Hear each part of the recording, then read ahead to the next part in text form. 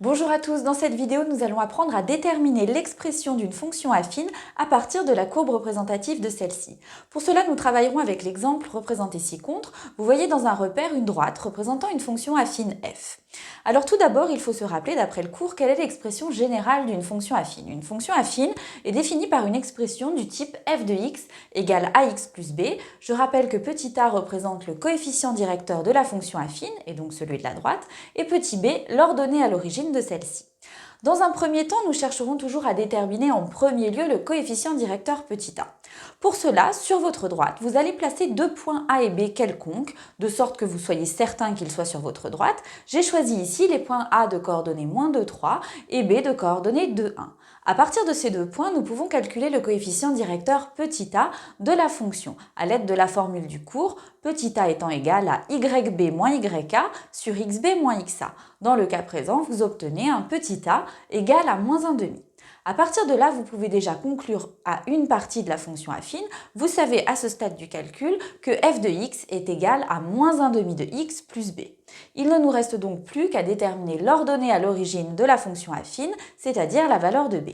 Pour cela, deux possibilités. Soit votre graphique vous permet de lire directement la valeur de b sur le graphique, ce serait par exemple le cas ici puisque vous voyez que la droite coupe l'axe des ordonnées à la valeur 2.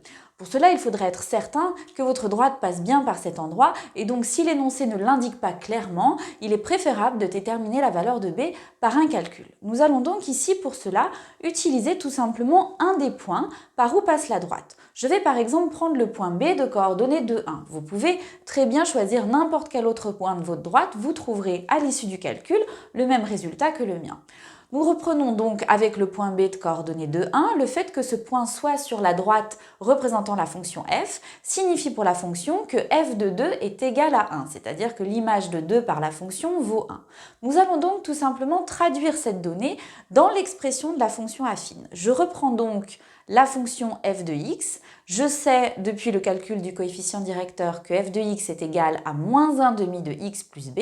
Et bien en venant substituer dans cette équation les valeurs des coordonnées du point B, c'est-à-dire x égale 2 et f de 2 égale 1, j'obtiens l'équation suivante. À la suite de la résolution de cette équation, je peux donc trouver la valeur de b qui sera ici égale à 2.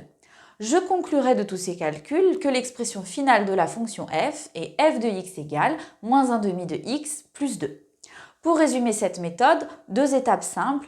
Je prends deux points sur ma droite afin de déterminer le coefficient directeur de la fonction affine, puis j'utilise un de ces deux points pour déterminer l'ordonnée à l'origine de ma fonction.